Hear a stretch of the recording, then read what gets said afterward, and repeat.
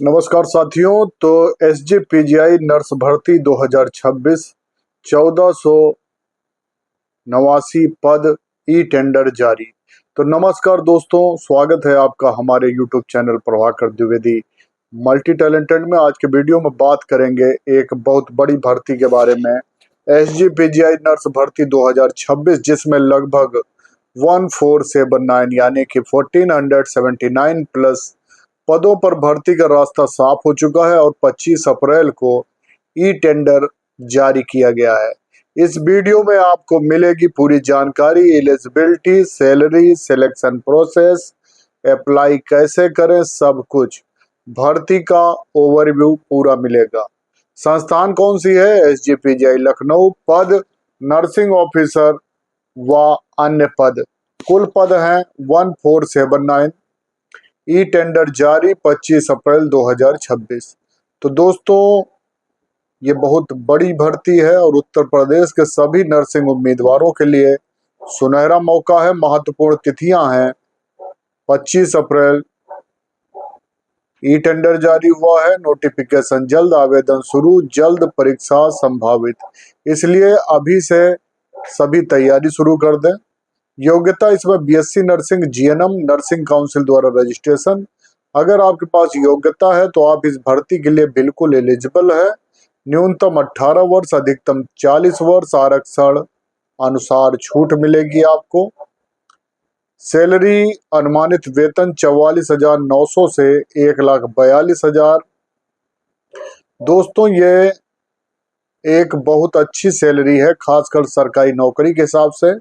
Written exam, skill test, document verification, medical, application process. Official website पे जाएं, registration करें, form भरें, document upload करें, फीस जमा करें। फॉर्म भरते समय कोई गलती न करें, नहीं तो फॉर्म रिजेक्ट हो सकता है। महत्वपूर्ण बात, नोटिफिकेशन ध्यान से पढ़ें, डॉक्यूमेंट तैयार रखें, टाइम पे अप्लाई करें। अगर आप नर्सिंग की तैयारी कर रहे हैं तो ये मौका बिल्कुल मत छोड़िए। वीडियो को लाइक, शेयर और सब्सक्राइब जरूर करिएगा। एसजीपीजीआई भर्ती 1479 प्लस पद, ई टेंडर जारी 25 अप्रैल। बीएससी जीएनएम एलिजिबल है। सैलरी है 44,000 से 1,04,000 तक। Selection exam plus DV. Apply online है। तो एसजीपीजीआई नर्स 2026 के लिए आपको यही कहना है कि आप लोग पूरी तैयारी रखिएगा। और इसके लिए जो ई टेंडर जारी हुआ है उसमें एग्जाम डेट का अपडेट भी है। तो लखनऊ एसजीपीजीआई में भर्ती प्रक्रिया तेज हो गई है और नर्सिंग ऑफिसर, टेक्निकल असिस्टेंट और अन्य पद भी इसमें शामिल हैं। ई टेंडर का मतलब क्या? ई टेंडर का मतलब होता है सरकार या संस्थान किसी एजेंसी को हायर करता है। इस केस में एक एजेंसी चुनी गई है जो ऑनलाइन कंप्यूटर बेस्ड एग्जाम यानी कि सीबीटी कराएगी। लगभग 1 लाख से ज्यादा उम्मीदवार इस परीक्षा में शामिल हो सकते हैं। एग्जाम डेट का बड़ा अपडेट यह है, सबसे जरूरी बात एग्जाम डेट। पहले उम्मीद थी कि परीक्षा मई में हो सकती है, लेकिन अब साफ हो गया है कि मई में परीक्षा संभव नहीं है। अब परीक्षा जून या जुलाई 2026 में होने की संभावना। इसलिए दोस्तों, आपके पास तैयारी के लिए अच्छा समय है। एग्जाम सेंटर, एक और महत्वपूर्ण जानकारी कि परीक्षा केंद्र उत्तर प्रदेश के अंदर ही होगा, यानी बाहर जाने की आपको जरूरत नहीं पड़ेगी। एलिजिबिलिटी, जैसा कि आपको पता ही है कि BSc nursing, GNM, nursing council registration. जो भी नर्सिंग बैकग्राउंड से हैं वे इस भर्ती के लिए आवेदन कर सकते हैं। सैलरी 44,900 से 1,42,000 तक है। ये हाई सैलरी गवर्नमेंट जॉब है और कंपटीशन भी बहुत ज्यादा रहेगा।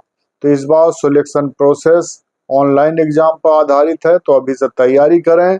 प्रीवियस ईयर के क्वेश्चन जरूर पढ़ लें। नर्सिंग सब्जेक्ट स्ट्रांग करें। नोटिफिकेशन आते ही अप्लाई करें। जो कैंडिडेट अभी तैयारी शुरू करेंगे वही सेलेक्ट होंगे। तो एसजीपीजीआई भर्ती 2026 एक बहुत बड़ा मौका है 1400 से अधिक पद हैं इसमें। एग्जाम जून जुलाई में होगा। सीबीटी एग्जाम है। अगर आप सीरियस हैं तो अभी से तैयारी करें। एसजीपीजीआई भर्ती 1400 प्लस पद। ई टेंडर जारी। एग्जाम एजेंसी चयन। सीबीटी एग्जाम होगा। 1 लाख प्लस कैंडिडेट शामिल होंगे। एग्जाम जून जुलाई में संभावित है। एग्जाम सेंटर यूपी में। सैलरी 44,000 से 1,40,42,000 तक रहेगी। तो बहुत बड़ी खबर है। और आपको एक खबर और बता दें, जो लोग एनएचएम से हैं, एनएचएम वालों के लिए और अन्य जो संविदा कर्मचारी हैं उनके लिए बड़ी खबर है। और ये खबर है कि 5 लाख संविदा कर्मचारियों को अस्थायी नौकरी का तोहफा मिलने जा रहा है। और 26 जुलाई को अंतिम मोहर लगेगी। संविदा कर्मचारी अगर आप हैं तो आपके लिए बहुत बड़ी खबर है, क्योंकि 5 लाख से ज्यादा संविदा कर्मियों को लेकर जो फैसला किया गया है, समिति ने अपनी रिपोर्ट तैयार कर ली है, मुख्य सचिव को सौंपी जाएगी। 26 जुलाई को इस पर अंतिम मोहर लग सकती है। समिति कई सालों के बाद, यानी कि 2015 में समिति बनाई गई थी और इसका फैसला अब आने वाला है। संविदा कर्मियों को नियमित करने की सिफारिश। नौकरी 60 साल तक सुरक्षित करने की बात की जा रही है। हर साल वेतन वृद्धि होगी। और किन किन कर्मचारियों को लाभ मिलेगा इस फैसले से? कई विभागों के कर्मचारियों को लाभ मिलेगा इस फैसले से। आईटी ऑपरेटर, पंचायत सहायक, डेटा एंट्री ऑपरेटर, लेखपाल, ड्राइवर, टेक्निकल स्टाफ, ग्राम कचहरी सचिव, स्वास्थ्य विभाग के कर्मचारी, आंगनबाड़ी कार्यकर्ता, अन्य संविदा कर्मचारी, यानी ये फैसला लाखों परिवारों की जिंदगी बदल सकता है। सबसे बड़ी बात, अब संविदा कर्मचारियों को भी सरकारी कर्मचारियों जैसी सुविधा मिलेगी, यानी कि 60 साल तक पक्की नौकरी, मेडिकल सुविधा, यात्रा भत्ता, महंगाई भत्ता, ईपीएफ, नियमित वेतन वृद्धि। संविदा सिर्फ नाम का रह जाएगा।